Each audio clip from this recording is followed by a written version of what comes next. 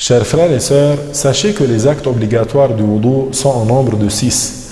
Dans Surat Al-Ma'idah, ayah numéro 6, Allah Ta'ala dit ce qui signifie: ô vous qui avez cru, quand vous vous apprêtez à faire la prière, lavez vos visages, vos mains et vos avant-bras jusqu'aux coudes, passez les mains mouillées sur la tête et lavez vos pieds jusqu'aux chevilles. Premièrement, l'intention dans le cœur au moment de laver le visage. On dit dans son cœur, par exemple, je mets l'intention de faire le wudu. Deuxièmement, laver le visage de la limite du cuir chevelu jusqu'au bas du menton et d'une oreille à l'autre. Troisièmement, laver les mains et les avant-bras, coudes compris, c'est-à-dire laver les mains et les avant-bras du bout des doigts jusqu'au coude.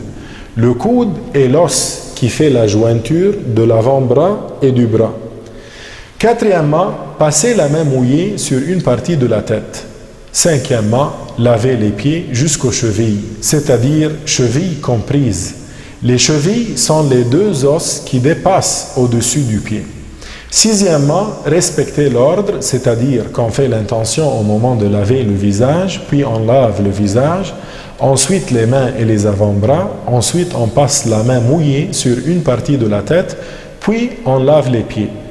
Parmi les actes recommandés du wudu, il y a dire Bismillah, utiliser le siwak, le frottoir des dents, laver les mains, se rincer la bouche, se rincer le nez, passer la main mouillée sur toute la tête, passer la main mouillée sur les deux faces des oreilles avec une eau nouvelle, faire entrer les doigts en faisant pénétrer l'eau entre les doigts et les orteils, faire précéder la droite sur la gauche, répéter chaque chose 3 fois, passer la main mouillée sur les membres à laver, la continuité, c'est-à-dire laver le membre avant que le précédent ait le temps de sécher, et utiliser une petite quantité d'eau.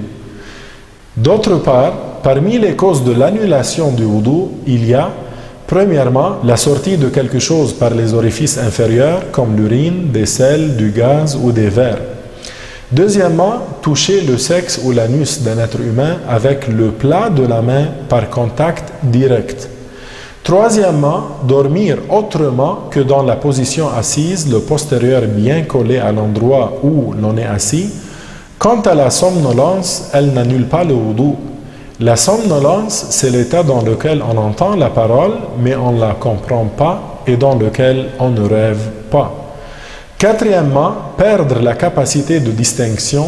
Donc, celui qui perd sa capacité de distinction par la folie ou l'évanouissement, son wudu est annulé. Ce qui est déconseillé, makrouh, dans le wudu, faire précéder la gauche sur la droite, laver plus que 3 fois les endroits à laver, gaspiller l'eau.